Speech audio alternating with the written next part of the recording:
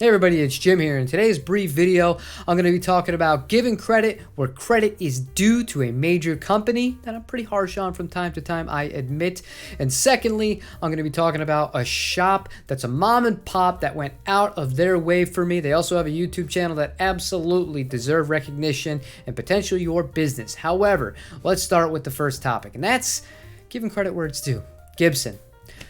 Recently, with a lot of their artist models, it seems like they're not really caring about the average player. Let's just call a spade here. A lot of these are very limited runs and extremely expensive instruments. And that's not to say that with this new Adam Jones Les Paul Standard, it's not that it's cheap. It's a $3,000 guitar, but I love the fact that it's priced a little bit above what a normal Les Paul Standard would be. Comes with an ebony fretboard, has all the little aesthetic things that make it a little bit different. It's really cool that they're kind of making that a mainline production guitar. I appreciate that Gibson are kind of being like, okay, maybe all this feedback about stop making guitars for just collectors. Some of us are actually fans of these people and we'd like to be able to buy them, a la like with Fender and Corey Wong. You know, that's in a much more accessible price point of a guitar, for example.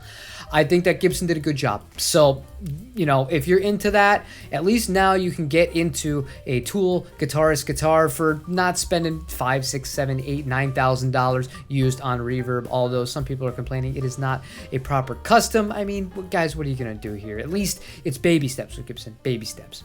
The second thing I want to talk about, a few weeks ago, I want to say almost a month ago, I reached out to a shop in Texas called Audiomo Music about a completely separate matter that I was very curious to see about clarifying a situation that was going on with them and a certain brand that they carry. And I ended up talking to the sales manager there. His name is Cooper.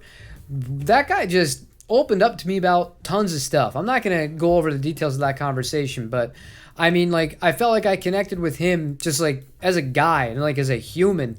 And I'm like, this guy actually really cares. Like, he's frustrated in the way that a customer would be frustrated because he was frustrated on behalf of customers and potential customers like me in this certain situation. So I said, you know, I'll keep you in mind. And if I'm ever looking around for anything, and I know you guys carry it, I'm going to give you guys a call. So fast forward to this morning.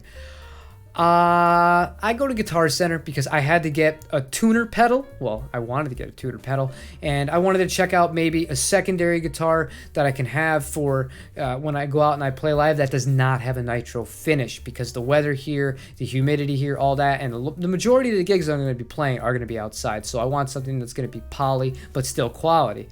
I tried some of the player pluses again. Some of the players, I couldn't do it. I tried some of the Gretches, they're just not for me. So I go to get the pedal. They have none in stock, and I'm like, you know, this is just.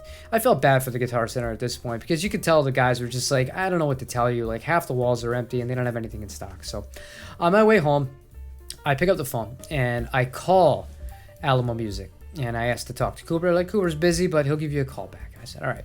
And who is this? And I said, oh, it's the crazy guy who was calling him about something else like a month ago. He'll know who it is. And sure enough, he did remember me. We start talking, and you know, he knew I wanted the JV that was double bound, basically, is what we were getting at here, but he didn't have it anymore. And we ended up working out a deal, but he was really adamant about, like, I want to make sure that I can get you something that you're going to be happy with, that's going to serve the purpose. We talked about my exact needs. I told him why I wasn't really a big fan of player pluses between, you know, the prices, and I really don't like the noiseless pickups and the tellies. And he just did his best. He kept calling and he kept just asking for the sale, but not in like a pressy way. Like, it was in a way like, I want you to be a customer here, and here's why, and I'm earning it. So I ended up buying a guitar from them that we will see early next week. And I find it so sad that I have to point this out, but it needs to be pointed out. Not all businesses are run like this. Not all guitar shops, especially. A lot of them, you know, it's all about take the money and run. This is the price. If you don't like it, whatever. Or they'll say whatever they'll have to say in order to make the initial sale. They won't return phone calls. They won't return messages after they promise to help you.